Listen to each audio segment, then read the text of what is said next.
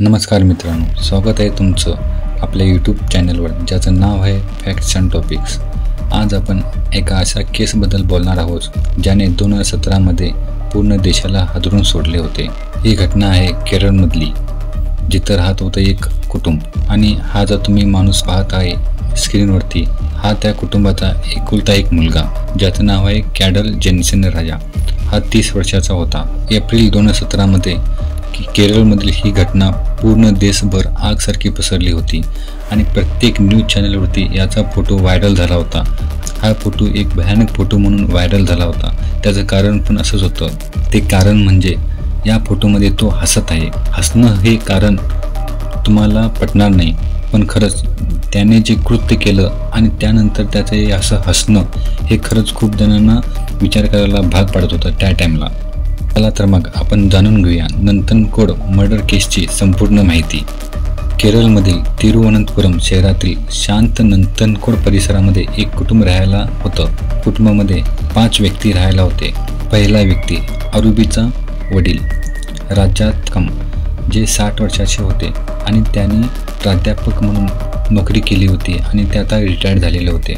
त्याची आई जीन, जी 57 वर्षाची होती आणि ती एक हृदयतज्ञ होती। त्याची एक बहीण पण होती 26 वर्षाची, तिचं नाव होतं कॅरोलिन। ती चीनमध्ये शिकायला गेली होती आणि ती दिवस झाले आता घरी आली होती। आणि त्याची एक आजी होती, तिचं नाव होतं ललिता आणि ती 70 वयाची होती। ललिता ही डोळ्यांनी थोडी अंध होती, तिला स्पष्टपणे काही पण दिसत नव्हतं। शांत दिसणाऱ्या या कुटुंबामध्ये खूप भयानक घटना घडून गेली आणि ही घटना त्यांचा एकुलता एक मुलगा कॅडल राजा यांनीच घडवून आणली होती। कॅडल राजा हा परदेशात शिक्षणाला गेला होता आणि त्या शिक्षणामध्ये त्याला काही यश आलं नाही। तो प्रत्येक वेळेला अपयश होत गेला आणि त्याने शिक्षण सोडायचा निर्णय केला आणि तो परत घरी आला। घरी येऊन तो स्वतःला रूममध्ये कोंडून ठेवायचा। तो कोणासोबतही बोलत नव्हता आणि त्याने जास्ती मित्र पण बनवले नव्हते। तो आईसोबत पप्पांसोबत एकदम रागेने बोलायचा आणि असं करत करत तो स्वतःला एकटं पाडून घेतला। तो रूममध्ये पण एकटाच राहायचा। तो जेवण पण रूममध्येच मागवून तिथंच जेवण करायचा आणि याचाच परिणाम त्याच्या डोक्यावरती झाला। तो मानसिकदृष्ट्या कमकुवत होत गेला। तो लॅपटॉपवरती दिवसेंदिवस बसत होता। तो डार्क वेबवरचे व्हिडिओज बघत होता आणि त्यापासून स्वतःला इन्स्पायर करून घेत होता। त्याच्या डोक्यामध्ये असा विचार आला की मेल्यानंतर माणसाची आत्मा कुठे जाते हे त्याला बघायचे होते आणि या आत्मा बघण्याच्या नादामध्ये त्याने आपले कुटुंब संपवून टाकले। पहिला त्याने आपल्या घराची CCTV कॅमेरा ऑफ केले आणि त्यानंतर त्याने हा सगळा प्लॅन केला।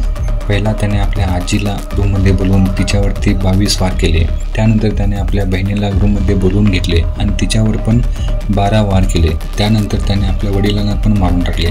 वडिलांना त्याने त्यांच्या डोक्यावरती 7 वेळा वार केले आणि त्यांना ठार करून टाकले। त्यानंतर त्याने आपल्या वडिलांचा मृतदेह, आईचा मृतदेह आणि बहिणीचा मृतदेह एकत्र करून त्यावरती पेट्रोल ओतून जाळून टाकले आणि त्याच्या आजीचा मृतदेह त्याने पोत्यामध्ये बांधून ठेवले। काही दिवसानंतर त्याला पोलिसांनी पकडले आणि त्याची विचारपूस करण्यासाठी त्याला तुरुंगामध्ये घेऊन गेले। तो तुरुंगामध्ये पण वेड्यासारखं करत होता। तो पोलिसांना म्हणत होता की तुमच्या मागे मला एक सावट दिसत आहे, एक भूत दिसत आहे आणि तो भूत मला म्हणत आहे की तुम्हाला मारून टाका। अशा गोष्टी तो तुरुंगामध्ये करत होता आणि हे ऐकून पोलिसांना पण नवल वाटायचं। पोलिसांनी त्याला विचारले की तू सगळ्यांचा खून काय केलास? तर त्याने सांगितले की मला मेल्यानंतर आत्मा कुठे जाते हे बघायचं होतं आणि ते बघण्यासाठी मी सगळ्यांना मारून टाकलं। यामागे त्याचा पूर्ण प्लॅन होता। आत्मा बघायचं कारण त्याने खोटं सांगितलं, कारण कोर्टमध्ये त्याला खुळं ठरवून त्याची शिक्षा कमी होईल हा विचार करून त्याने हे कारण सांगितलं। पण पोलिसांनी त्याची खचून विचारपूस केल्यानंतर त्याने सांगितले की आपल्या वडिलांवरती त्याचा खूप राग होता आणि त्यामुळे त्याने असे कार्य केले। परदेशामध्ये तो जे शिक्षण घेत होता त्यामध्ये पण त्याला अपयश आलं होतं। तो घरामध्ये एकटा राहत होता आणि त्या एकटेपणामुळे त्याच्या डोक्यामध्ये खूप काय विचार घेऊन गेले। हे त्या पोलीस आणि त्याच्या संवादावरून दिसून आले। खून केलेल्या खोलीमध्ये त्याची डायरी पोलिसांना सापडली। त्यामध्ये त्याने लिहिले होते खुनाची प्लॅनिंग आणि हे बघून पोलीस हैराण झाले।